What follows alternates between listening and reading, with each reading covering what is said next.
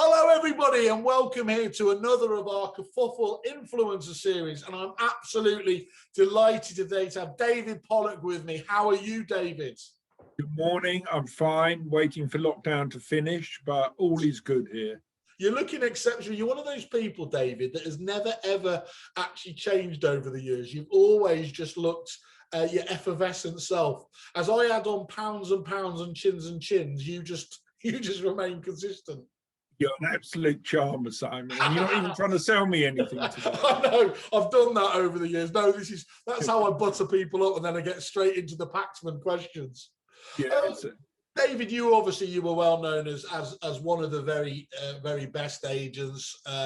Green & Co was an absolute monster of a business. I was obviously very lucky to have worked with you. Genuinely, I think it was a fascinating point for me. You know, I used to go through my career of thinking about these, not that big game hunting is allowed, but they have those, you know, the big creatures, don't they, that they want to do. And Green & Co, because of what you did there in terms of the culture in particular, was just such a fascinating business, and we'll get on to that. But just so we understand the context of it, could you just give us your background kind of in the industry, where you started off and how it progressed, just so that people get an understanding there? Yeah, I left school at 16. I didn't have an O-level, to be honest, let alone an A-level. So estate agency was one of those jobs you didn't need any qualifications to go into. Walked into a firm in Whetstone in the suburbs of London, who didn't have any jobs for me, but said, try the firm next door. I remember this so clearly, Simon. I walked into the firm and said, I'm friends with the agent called Warmans, who highly recommended me to you to come here for a job. Yeah. I didn't know the other firm at all. Anyway, that's how I started. From there, went on to Glentree, went out on my own when I was 20 or 21. And if you could write a list of things to do wrong when going out on your own, everything would be on that list. Brilliant. Joined Green & Co when we had 2 shops. The guy who started it, who's still a dear friend, Michael Green, wanted to go out, leave the business. I ended up taking it over, got some backing from some interesting partners, John Hitchcock's and Harry Handelsman and Manhattan Loft and and built it up. But I built it to we sold it to Countrywide. Am I allowed to say I took cash, not shares? Yeah, of course you are. Of course you are. Yeah, I think that's important, given the that was important, and a lot of it I was lucky with the timing, and here I am today. And look, you don't obviously have to go, and I certainly wouldn't expect you to go into the detail, but it was very well discussed at the time that you got a really spectacular valuation on the business as well, didn't you? Which again showed that what you've built up there, because they're famous for, not, I don't mean Countrywide, but other businesses, for chipping at the 11th hour when they find the, you know, they find those skeletons in the cupboard. That as far as we can see, that never happened with Green & Co. You were right place, right time, but crucially, you built absolutely the right business, haven't you? Yeah, I think there were a few bits off that, because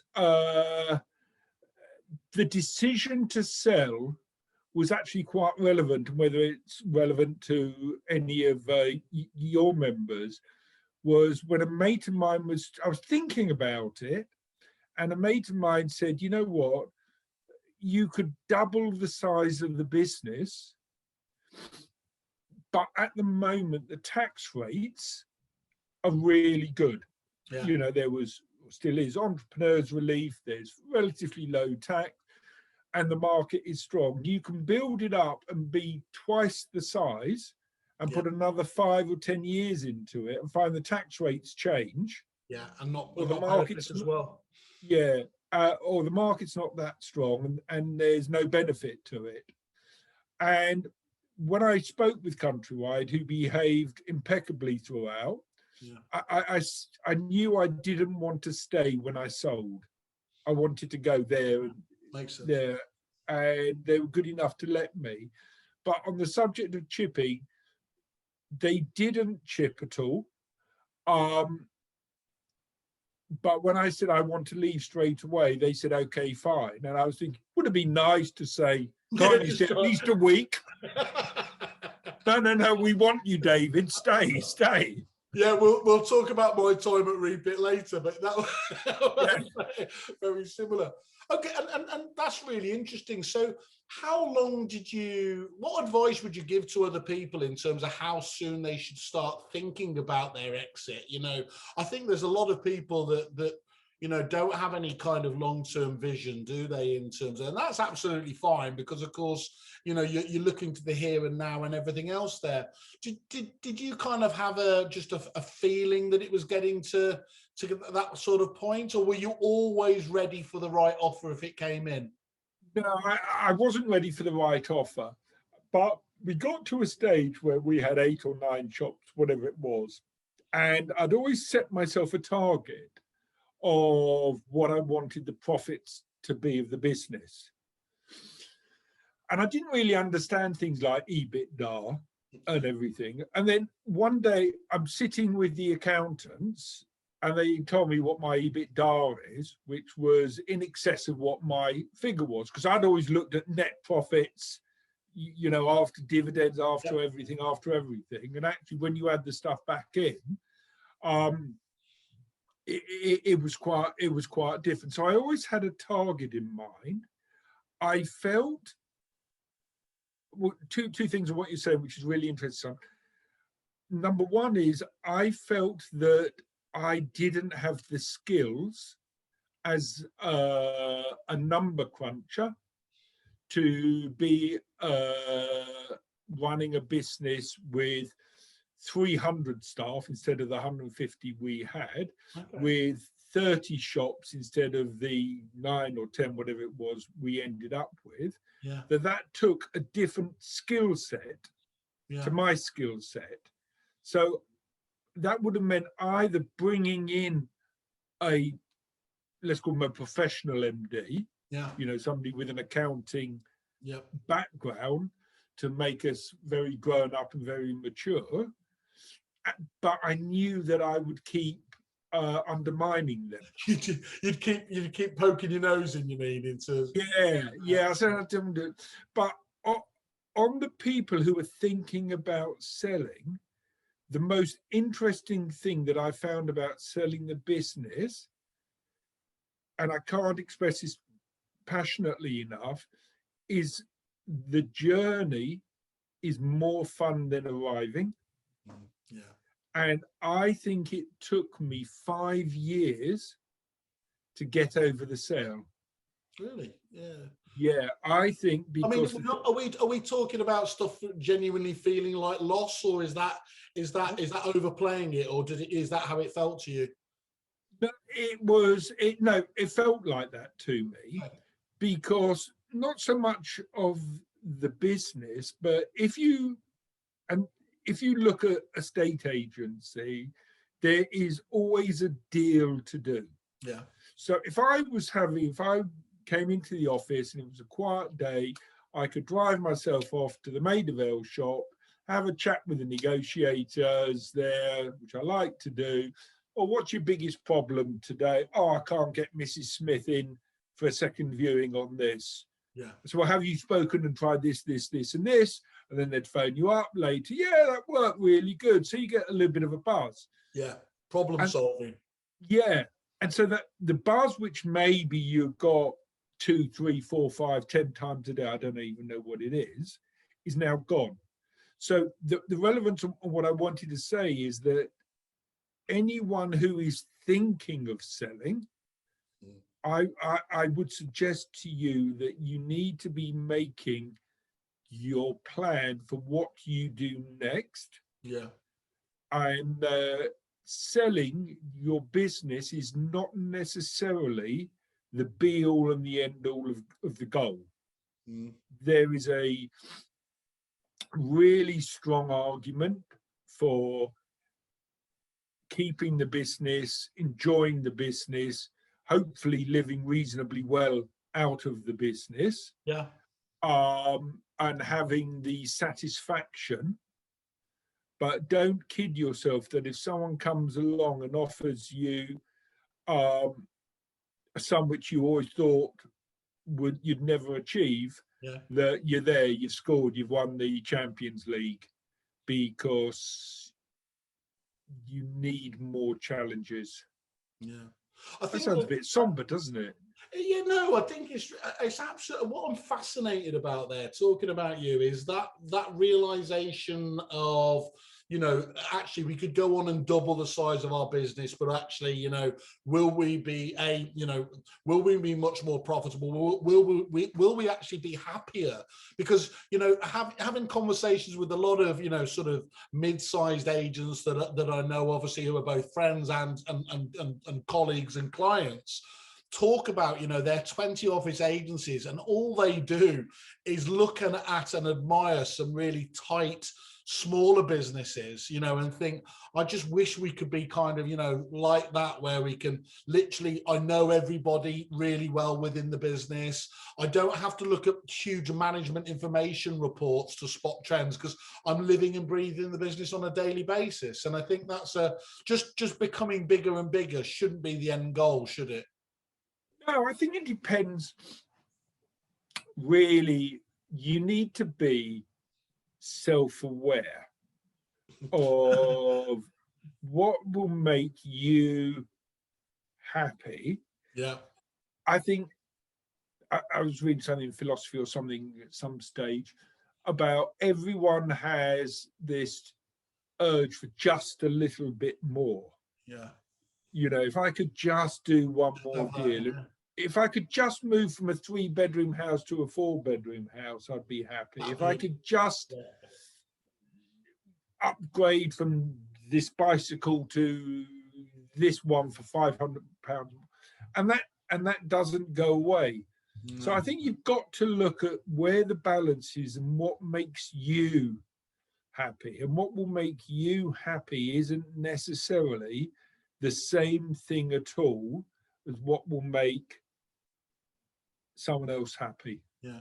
And did you find that self-awareness, I think, is, again, a lot of people will be, sorry, that's why I was grinning, is people talking about me and self-awareness. Yeah, I know. Did you, that realization that you as the business had grown so successfully to a point, actually, not that you'd made yourself redundant, but you'd created a set of challenges that actually you just inherently weren't, you know, best positioned to take them. Was that quite a disturbing realization for yourself, or were you just quite matter of fact about it in terms of, look, that's just the way things are in terms of business? No, I think I was. I think overall I was okay with it, but things would come along that. Right. So early days, I did quarterly one-to-ones with every single member of staff. Yeah. So, and when you have 30 staff to go out and drink coffee with them 4 times a year, in whatever position they're in, that's great. And that's a really good use of your time to really do some individual coaching, motivating, lifting, understanding, talking about what's going on. When you have 150 or 200 staff, you can't do that. No. So you have to delegate it to other people. So something that you enjoy doing, you can't. You've got to delegate out. So yeah, I mean, my love was the people. Yeah. And I'll be just jump in there, Davey, because you were, again, kind enough on a couple of occasions to invite me in and watch your meetings. And I think that was, if I remember rightly, it was probably in the mid stage of growth when you were about 5 or 6 offices, and you got your, you know, what do they call them, the kind of the town meetings or whatever it is. and you're delivering, getting everyone gathered round, delivering what this was when you were thinking about obviously buying as well the Repeat software, and you kind of said, here's what I see, you know, as the benefits and the attraction here. I want you to listen to kind of Simon now. And I was like, heart in my mouth, thinking, oh my God, what's this? But I genuinely haven't seen to this day somebody who clearly had the troops behind them in such a way. It clearly came out of every pore of the business that you cared about those people, not just, as I always talk about, having, you know, our staff come first or the people and everything is. It absolutely ran through the core of that business like a stick of rock. Yeah, it did, and it would be great to say that I loved every single one of them. It paid huge dividends, but the reality is, it came with a lot of challenges. Yeah. Keeping the culture came with a lot of disappointments. Okay. People who you really, really invest in. Yeah. What you just didn't get the return, the kind of the trust that you felt that merited the time you'd spent with them. Yeah, the loyalty. Okay. It didn't always bring, but it would perhaps, they'd perhaps repay some, not, and only a minority actually, Simon. The loyalty was repaid for maybe 18 months. Yeah. i.e. they'd stay with you for 18 months longer. Yeah. But ultimately, people, and I understand it, people would still want to move on, but or it didn't reflect the culture. And the thing on the culture, which I still talk about frequently, is you can't forge it. No, there's loads of people there, isn't there, that they know they're trying to do the right thing, or they're saying the right stuff, but if it doesn't genuinely come from the heart and everything else there, you're only ever pretending, aren't you? Yeah, I mean, can you imagine if you took Kerfuffle and you tried to forge what you do? Yeah. No, it's just. I mean, I thought it's like somebody making the most horrible meal. I'm just picturing it now. Yeah, Hawaiian pizzas come to mind, but yeah. But you're loyal to your culture, yeah, and your culture is you. Kerfuffle is a reflection of you.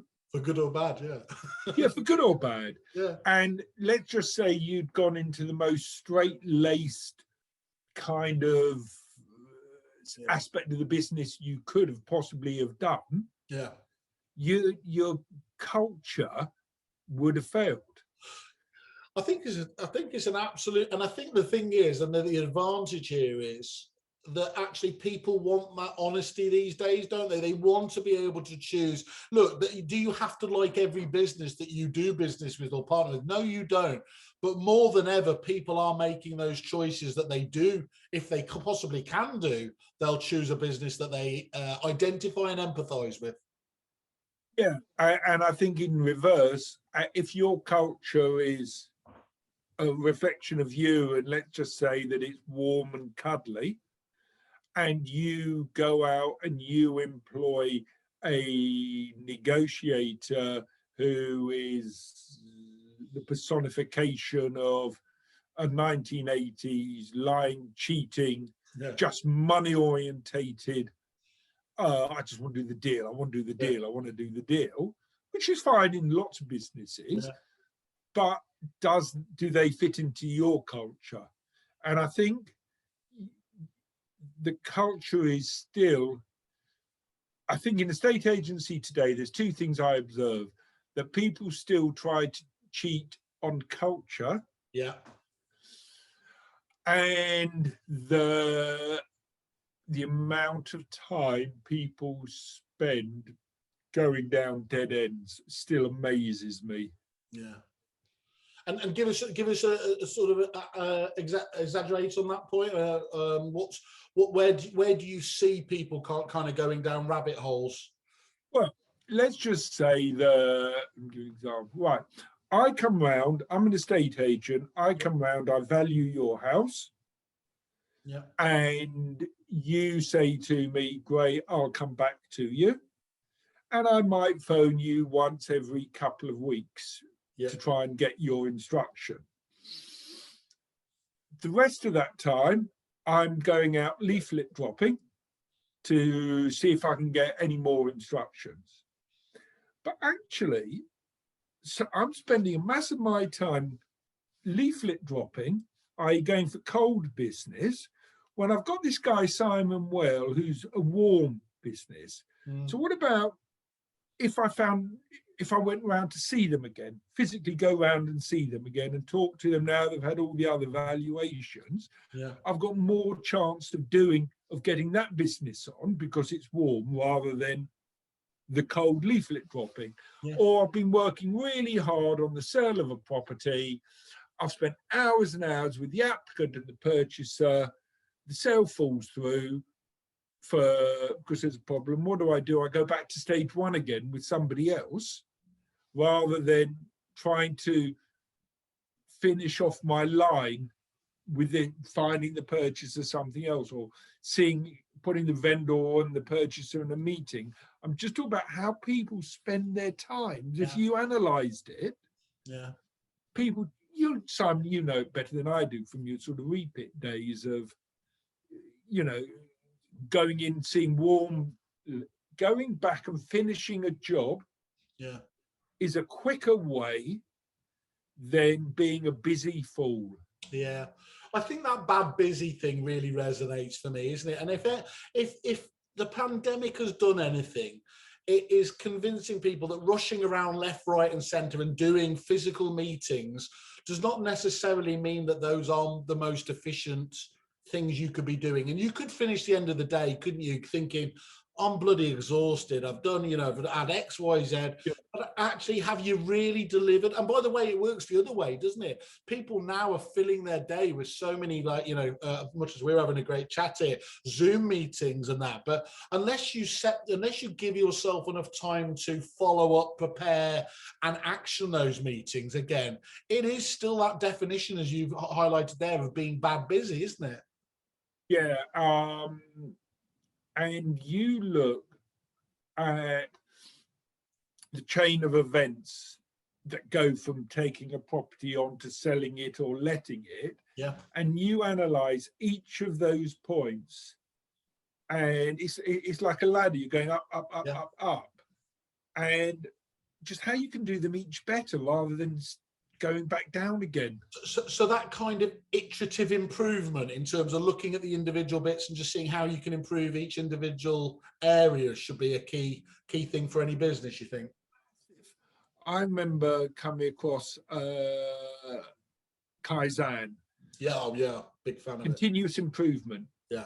And looking at your ladder on each step and say, how can I do this bit a bit better? So let's start. The bottom of the ladder is answering the phone.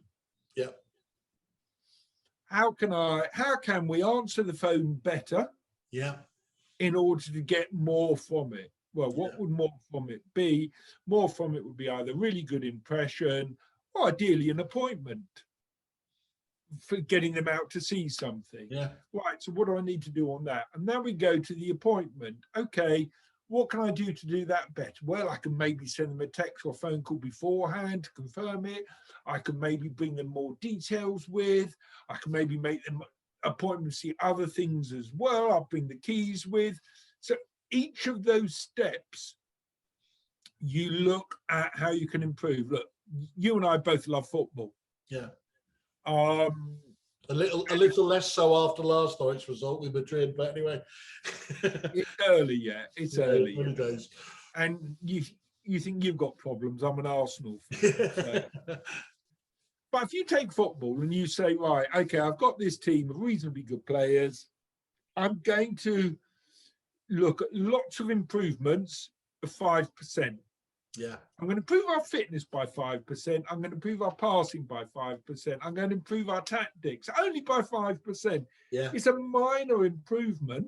Yeah. But suddenly you're playing completely differently, and your culture's different as well. It's the cumulative effects there, isn't it? That's Yeah. the thing I have always been fascinated by. Look, your counterpart, obviously Dale over at Romans, was an expert at that, wasn't it? Look at those 1% and 2% increases that you really think, can they have that much of a impact? But when they're added up together, you get that compounding effect, don't you? And that's so powerful. When you see businesses doing it, and when people talk to me about, I was lucky enough to deal with, well, both you and the likes of Romans and some of the genuinely the very best agents around the world, and it was looking at not trying to, how do we get to the doubling of the turnover as the initial goal, as it were, but how do we get to looking at those iterative improvements, and that then leads to the doubling of the turnover, doesn't it? Yeah, I mean, 100%, you're 100% correct. You look at sometimes when a negotiator gets an offer, the speed with which, from them getting the offer to phoning the vendor, can be microseconds. Yeah, fantastic. I got an offer, and they're not preparing at all. So if you just took something like that and said, well, hang on a sec, how can we improve that bit fractionally? So anyway, that's what I see: culture and wastes of time. Cool. And I mean, obviously, when did you sell Green and Co? Obviously, I have 6 years ago. 6 years. So you've been out ostensibly, but you're obviously keeping a watching eye and a watching brief. What suppliers do you think do add real value to agents in the industry, either from your time there or if you've seen, what's going on today? Well, and I don't want, and that it's totally against my personality to pay you any kind of compliment at all. whatever the polar opposite is. You and the entire industry are in complete alignment on that. But if you take organizations, and where it really is, it's all about collective. Yeah. It's about the collective now. Information is much more transparent. Yeah. So if there's a central, from a supplier's point of view, something central, but also where I'm working in partnership. I want to feel, and I felt with my suppliers back in the day, that I wanted them to be partners. Yeah. Almost partners in the business, that I didn't want to feel that I was paying more or that I was locked into some mad contract. Yeah. I think that, for me, you've actually just set an alarm bell off in my mind there. I remember very distinctly, I think it's fair to say, we had quite a challenging onboarding period when we rolled out to you. Had some very defined views of how the software needed to be set up. Quite often it takes a while to reflect the culture in terms of it. Yeah. So what I would often do is look for long-term relationships with my suppliers and build up loyalty with them. So for instance, if a competitor, if I was happy with Repit, and a competitor came out that was undercutting Repit, I wouldn't be jumping and leaving them. I'd be going to them and saying, what should we do? How do you want to do this? And if they treated you fairly, treat them fairly. Look for long-term relationships and look for data. Look for real information on what you're buying, because what you spend your money on is critical to your profit line.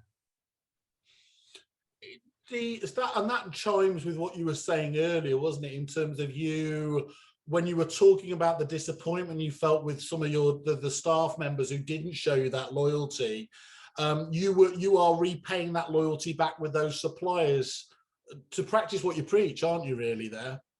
Yeah, but let me be clear. If I felt a supplier was selling me something at £10 and was selling it to somebody else at £8, Yeah. I would absolutely be leaving that supplier. Yeah, I think I talk about it as the Wild West of a state agency and B2B with the suppliers. I don't know how I think it is just that lack of transparency, isn't it? In the consumer world, a price differential, it might be 5 to 10% different, and people are kind of, they start getting a bit angsty if it gets beyond that. But in B2B, it seems quite common and almost accepted that price differences can be 5 to 10 times. And that's insanity, isn't it? I mean, that nature abhors a void, as they always say. And so on that basis, things have to change. It can't be right that one person can get such a stellar deal and somebody else can be so punished. Yeah. And the thing I would be saying to any agent, you've got to be ruthless on that. So if the guy was selling to me at 10, was selling to somebody else at £8, and came to me and said they're sold to me at £7, yeah, I wouldn't be interested. Yeah, because it's showing what the sort of business they are.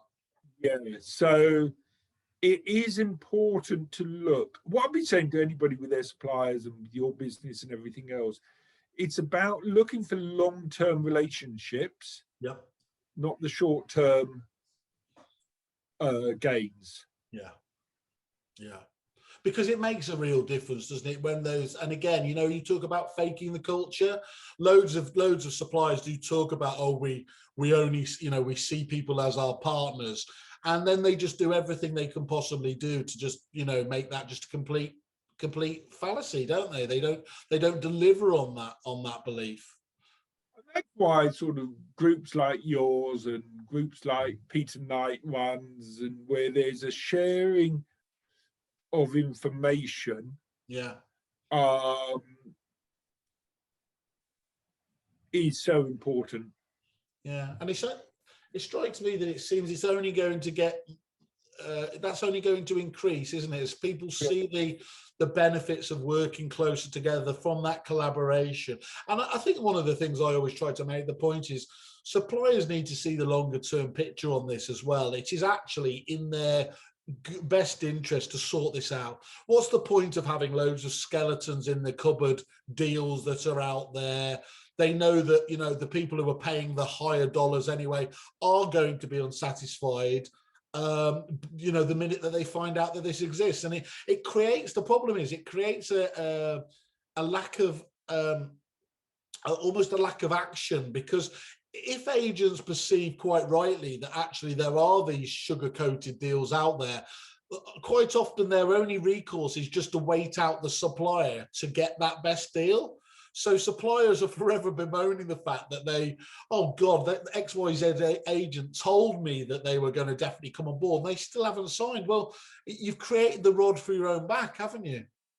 Yeah, I think the whole thing is transparency and agents realizing the benefit of that transparency.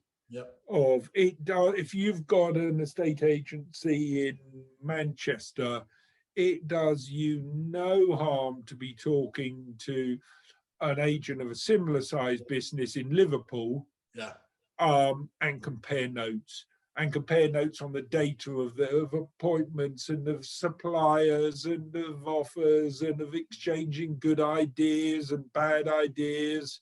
And you can do it a variety of different ways, David, can't you? There are obviously fantastic groups out there like Relocation Agent Network, the Guild, Fine and Country, but there's nothing to stop you as well building up those relationships yourselves.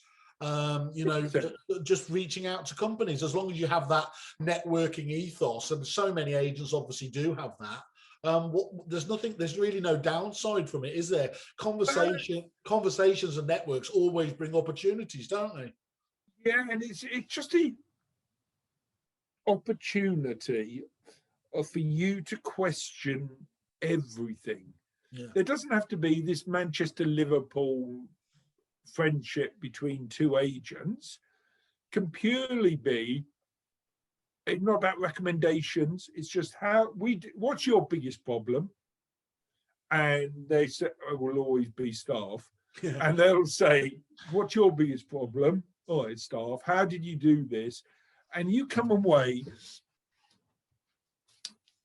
all the time, or you sit down. I had a mate who had a very big vending business, nothing to do with the estate agency whatsoever. Yeah.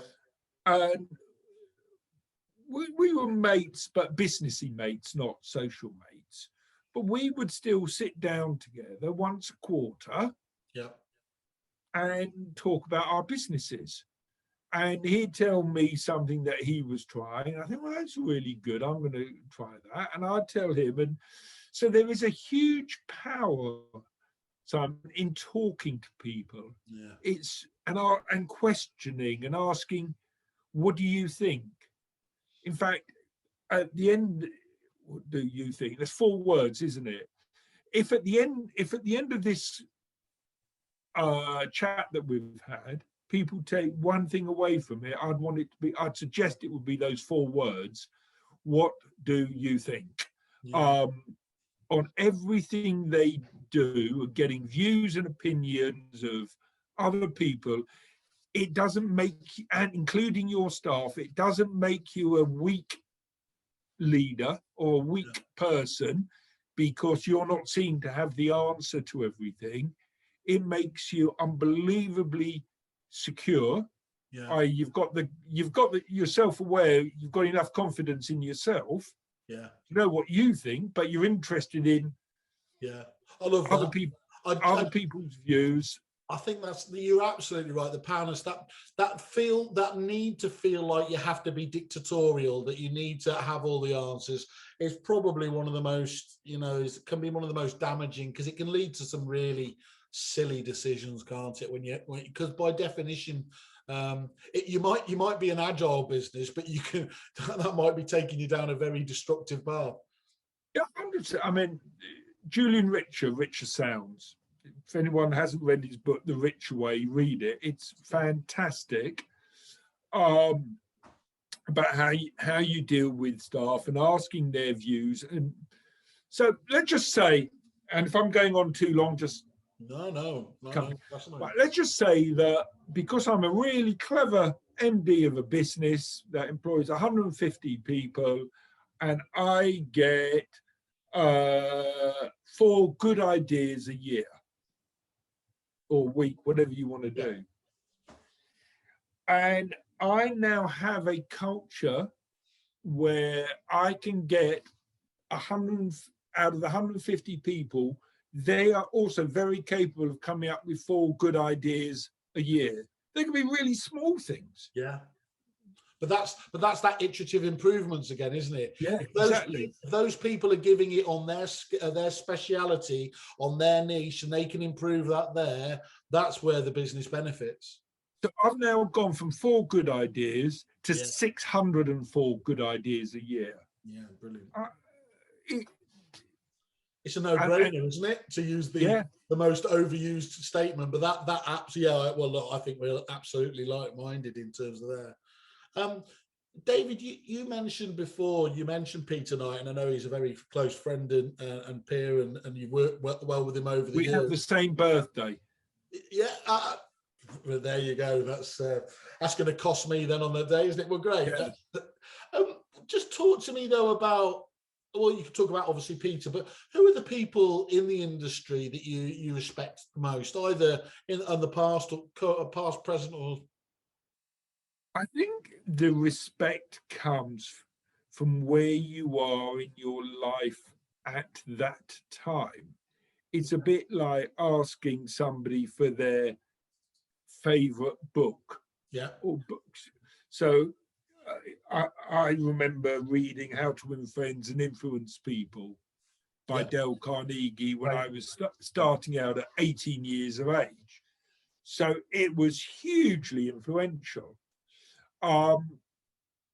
when I reread it again at 45, it just reminded me of certain things I'd forgotten, but it certainly wasn't as influential there.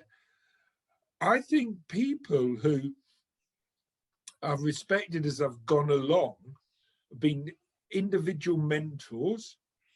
Like I got into a state agency because of a guy called Reggie Shaw, who had a business called Druce & Co., who was friends with my parents. I come from a very modest background, and I just look at him, and he seemed to be the kind of person that I'd want to try and emulate. Yeah. So he was hugely powerful. I think that in the industry today, I think I just admire anyone who questions things. And the more you question, yeah, the more you question, and I think it can be individuals on their way up who were just motivated, but motivated in a good, solid way. They want to get the right balance, and there's certain agencies which are run perfectly. There's certain one-off agencies that you'd never have heard of, where the individual who owns it is so engaged with their team. And of course, there's Simon Whale. Yes, you can't diss Simon Whale. Of course you don't. Just to point out, I don't make everybody say that on it. But... No, I know. It's, and who do you look at you? Look at you. You had a great time at Repeat. I certainly did. You've started a business. Actually, this is really good. That questions. Yeah. Your business is about questioning. Are you getting the right suppliers? Are you getting the right training? Are you getting this? How can we do it differently? I think for me, at the moment, most people will burst out laughing, but actually, because I talk all the time, but I think actually the skill I learned in terms of actually listening to people, when I actually had the empathy to understand and having the opportunity at Repeat to talk to businesses like you, if you can't take on board some of that that pixie dust, you're just selling yourself short. And I think it's really powerful, isn't it, to be able to just ask those simple questions and actually. As long as you can surround yourself, and this is the key, and I learned this from you as much as anybody, surrounding yourself and focusing on those people, getting better people around you has always been one of the core strengths, if ever there is one. Yeah. Looking at where you're really weak, I'm supposed to come back to what we were discussing earlier about being self-aware. Yeah. Looking at where you're really weak, and having people in that role who are really strong. Yeah, that's spot on. Who do you wish that you had the opportunity to work with closely and never did? I'd like to work, I think, with John Hunt for a while. Okay. I've never met him. Yeah. And there'd be certain characteristics of him early. I ended up learning at the end of my time that the processes and the systems have to be the strongest part of your business. Yeah. Even stronger than the people. The process, like McDonald's, and where they flip the burger after 1.2 minutes of cooking. Yeah. That the process of doing that is continuous and continuous. And you look at John Hunt, and he was, I would think, years ahead of me on that. As friends, Peter Rawlings, I'm friends with, and Peter learned a lot from him as well. Yeah. And in fact, going back to Peter, I remember having a lunch with Peter. I didn't know him that well, and I thought I was a competitor, but he was giving me advice on something. I was asking, what do you think on this? I can still remember it well. And he was giving me his view, and his view was 100% spot on, and his advice was 100% spot on. So again, not looking at everyone as your arch enemy, yeah, but actually taking advice from them. So John Hunt, it would have been fun to work with Peter, would have been fun to work Peter Rawlings or Peter Hunt, or Peter Knight. yeah. Dale built up a great business. Yeah. And but coming back, it's about the time in your life you're at as to who influences you or you want to spend your time chatting with. That's really fascinating, and I agree with you on Peter Rawlings, isn't it? I've always loved the the relationship that him and Ed Mead have. Obviously, famously, obviously competitors as Douglas and Gordon, Marsh and Parsons, but you know, and there's always a wind up in the conversations. But seeing that the way that people like that can still have a close relationship is, again, it throws up more opportunities than it does angst, doesn't it? Yeah. It really does. And this is the whole thing about agents working together. Yeah. And the more it happens, the better. The better it is. You don't have to tell them your secrets, huge, great, big secrets. No. But there's nothing that you know that somebody else won't be able to tell them. Okay, cool. Right, okay, let's go into the world of fantasy. So I'm Whaley, the magic genie, and you've got 3 wishes. What would you do to improve the industry? Number 1 would be regulation. Okay. And why estate agents don't have to qualify, or at the very least, why the owners of estate agents don't have to qualify and be held up.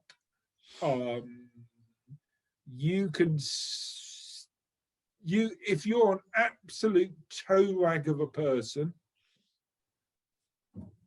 there's opportunities in the state agency. Yeah. And there shouldn't be. I remember there was a man who had a very nice shop 3 doors down to ours, like one of these little half shops, where he was selling little glass animals. You know, the sort that I don't know, titchy little things, you buy them for your partner at £50 each or whatever. Anyway, I remember walking past there a few days later and he'd opened up as an estate agent. Now, he may have been asked in to somebody's home to value it. Yeah.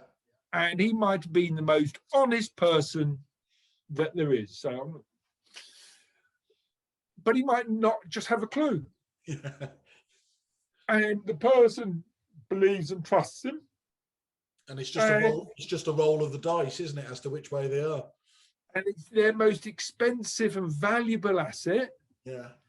Is now being handled by a glass animal salesman.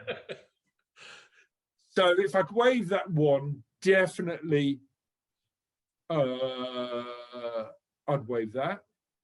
I would definitely wave the wand of analysing your time and doing data and analysing data and looking and having benchmarks all over the place. So are we talking here, because one of the things that I mentioned that was fairly challenging when we rolled out the software to you, you had some really really clear ideas about reporting and that side of things for the business. What part does kind of reporting play to you? Is it an important feature? What would that mean to you in the business? I can't begin to tell you the importance that I would place on it above other things. Okay. It's huge. So we'd set out at the start of a year, and we'd say, right, what do we want to turn over in each office this year? And let's just say it was £100. Yeah. Right. Our target is £100 because that will give us X% profit. How many sales have we got to do? Yeah. To do that number of sales, how many have we got to agree? How many appointments do we have to make? How many applicants do we need to register? How many properties do we need on? And get that number of properties on, how many valuations do we need to go on? Yeah. So now I've got all of these KPIs lined up in front of me. And if I'm missing the target on the number of appointments that I need to hit in order to get my £100, on a weekly basis, I'm getting that data. I know where I've got to spend my energies the next week. Yeah. Otherwise, I just sit there blind at my computer. Yeah. Why on earth would I know that I'm lacking on making appointments? And if anyone's watching this and says, oh, because my gut will tell me, then that's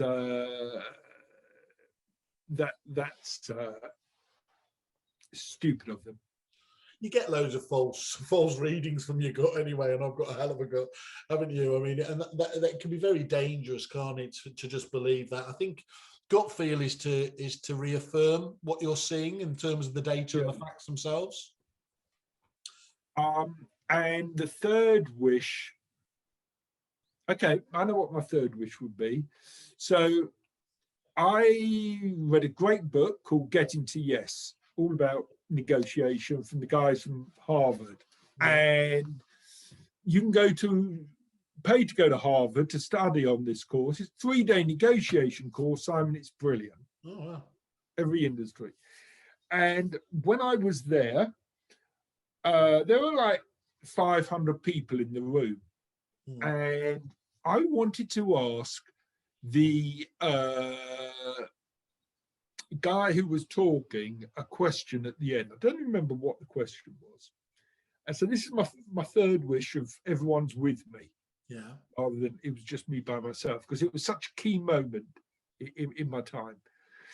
And I'm queuing up, and there's a woman in front of me talking to him, and I'm next. And she's talking about someone who works for her.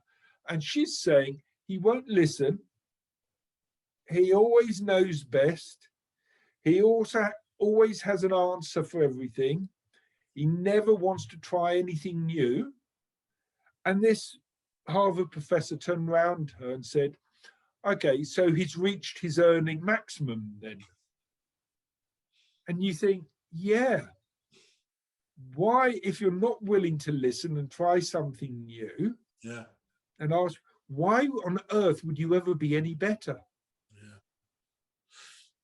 Yeah. Okay, it makes it right. So that we've solved all the issues in the industry there. What would a modern day you say to a fresh-faced, you're just starting off with your whole career ahead of you? What would you say? What advice would you give? Play the long game. Okay.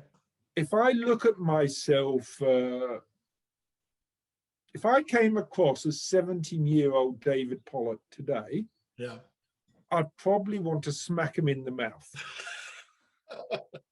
He's arrogant, he's lippy, insecure, but he won't admit that. Insecure and lippy. I like the combination there. I can relate to that. Yeah, it was a fun. And you know that sort of 1980s, you've got to duck, you've got to dodge, you've got to do this, you've got to do that, get in, do a deal, move. That kind of stupidity of the culture. I'd said play the long game. Okay. It's what will pay you. Don't sell your soul. Thankfully, I didn't. Yeah. Don't sell your soul and play the long game. And watch out for peculiar Liverpudlian-based salesman. Definitely that. Yeah, They'll come at you in different ways. Yeah, there's a statute of limitations on that claim. You're not allowed any money back on that. Yeah. What would you say has been your proudest achievement over your career? Do you personally just think, yeah, you know, for me that was it?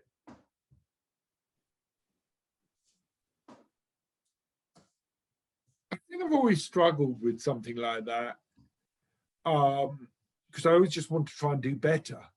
Okay. So I think the things that perhaps were really good achievements, you kind of think, well, maybe I should have done that better. How could I have done that better? I don't know.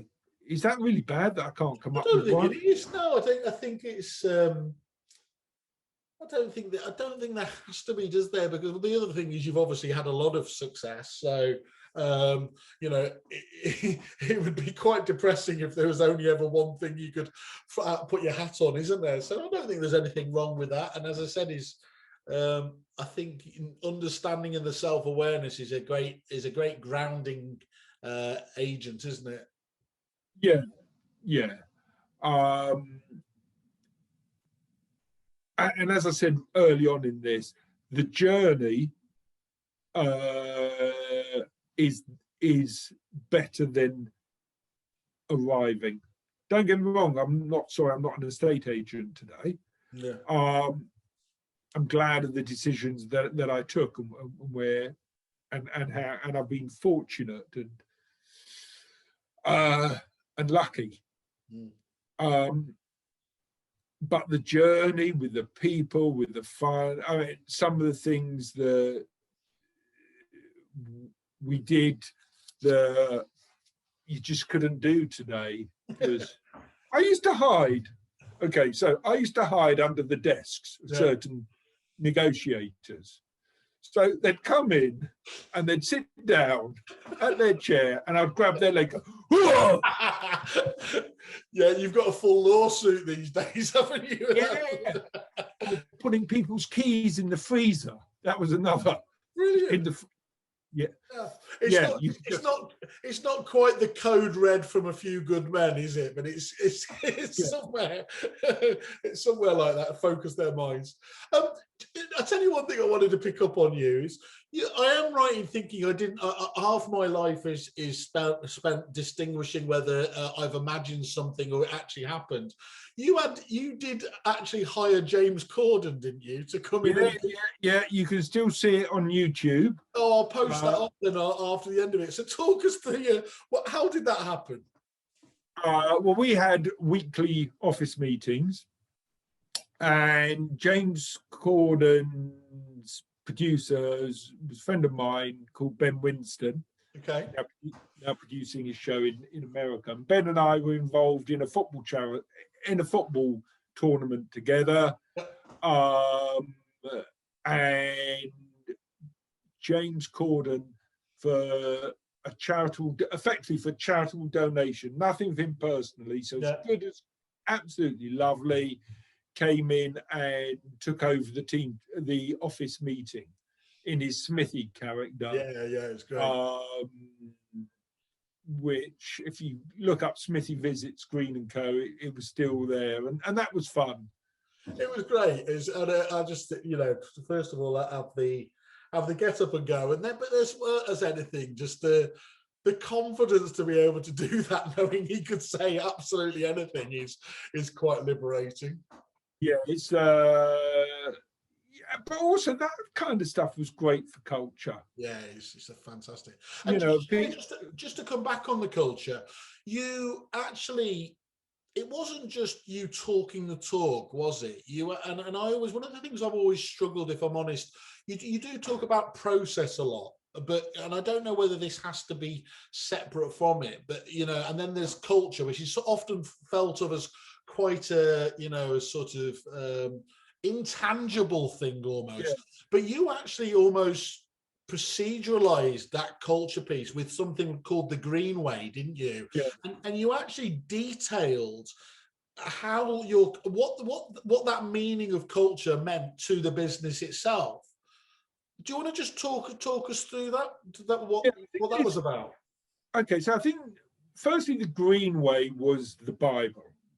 This is the process with which we run the business. We often use example of McDonald's and being burger flippers.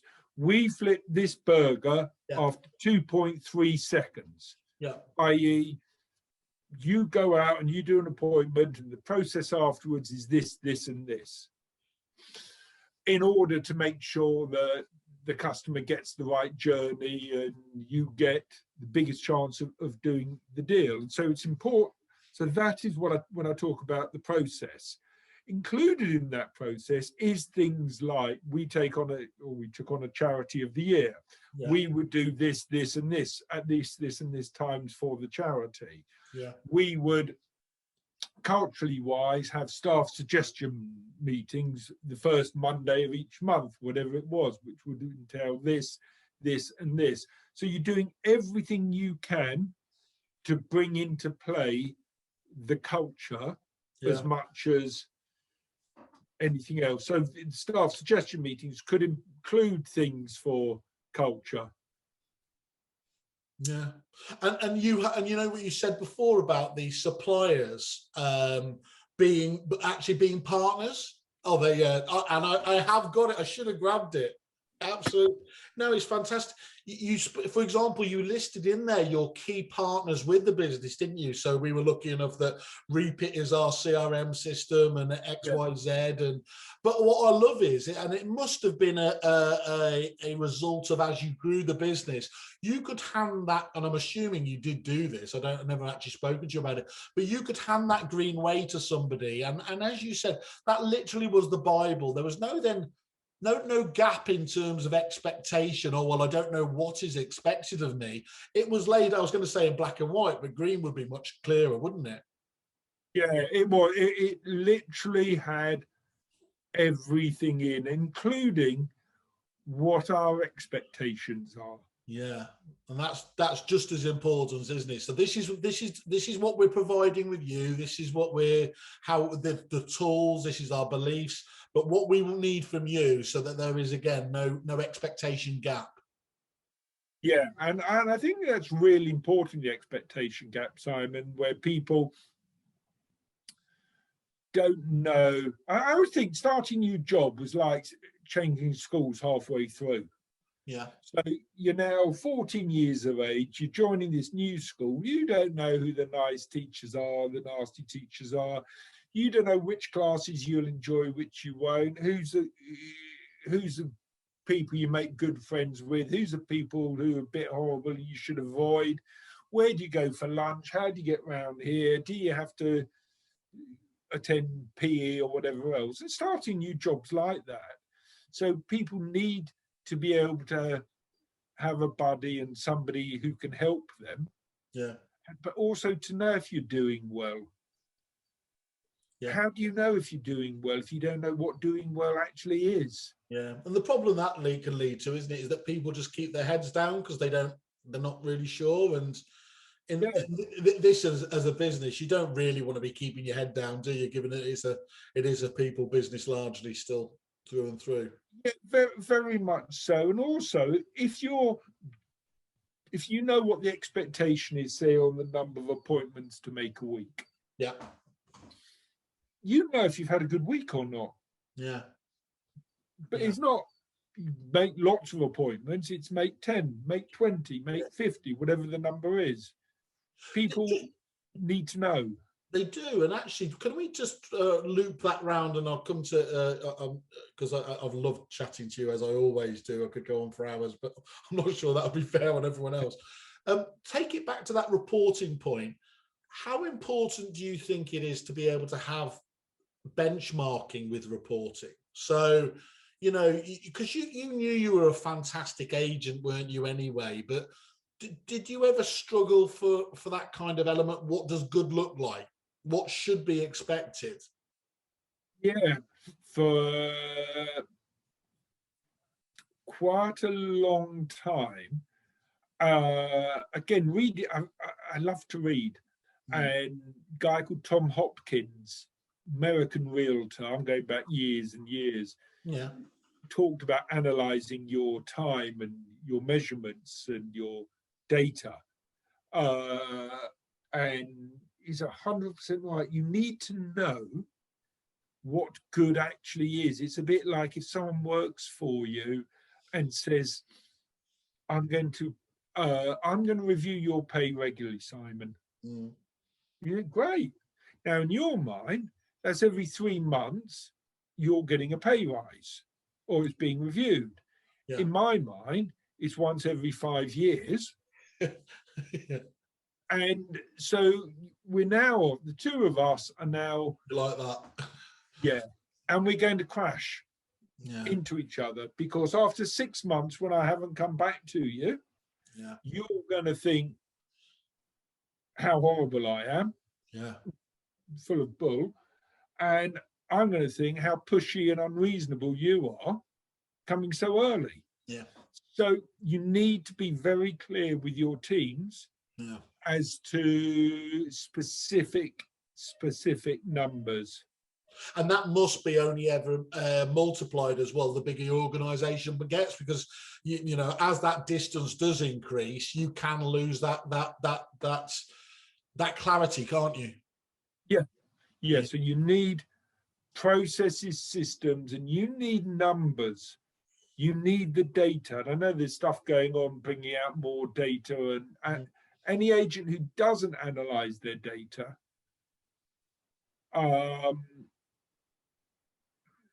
is going to be stuck. Going to be behind the curve, aren't they? I think it's that point you can quite easily get overwhelmed with data. So it's about making that data become genuinely useful information. That's the challenge, isn't it? Yeah, and I think you can start off very small with it. You know, to measure things, you can say, right, I'll start off, I'm just going to work out how many appointments do we need to get an offer. That's the only bit I'm going to take. How many appointments do we need? Let me go back, look at the appointment book, look at the log. How many appointments overall to get an offer? So fine, I'm just going to start with that. And then I'll see what value I get from that. And double down on it and look at other areas if that works. And I'm trying to improve the making appointments by 10%. That's really, really interesting. Thank you for that. So I always like to leave my interviews on a negative. I simply don't believe this. I don't know why I'm asking you, but what's the one surefire thing to make you lose it? Because you always come across so relaxed, so amiable, so empathetic.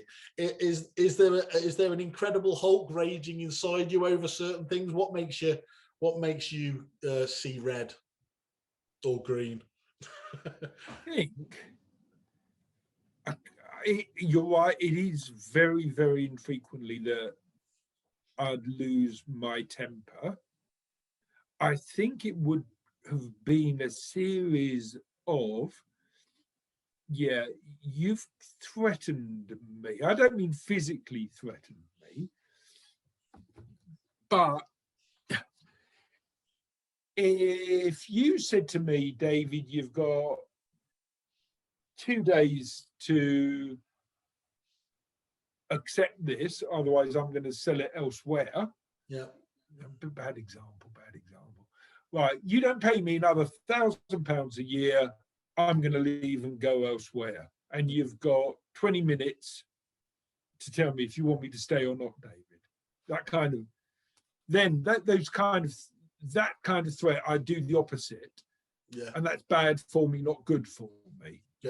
So I will see red, but maybe a bit of disloyalty. How much on the disloyalty point do you think there's a challenge for you there, and for people like your good self, where you're training and empowering people to be all they can be? It's always a bit harsh, isn't it? Because then actually, if somebody says, I'm going to do this for myself, it's like, it's quite a hard, it almost works against itself, doesn't it? To a small degree, and I never minded that, as long as people did it in the right way. Okay, so it's all about the way that you do it more than the fact that you're seeing. Yeah, if someone turns around and wants to have a go on their own, and they say to me, I want to have a go on my own, so I'm going to leave. And I didn't normally have a problem with it. Okay. If they'd stolen, if somebody'd stolen a database, I'd feel. Yeah, no, that's a bit of. Hang on, you're not talking about me. I we'll leave it there now. Dave, I've absolutely, as I genuinely always have, I used to look forwards to our meetings with just absolute enthusiasm.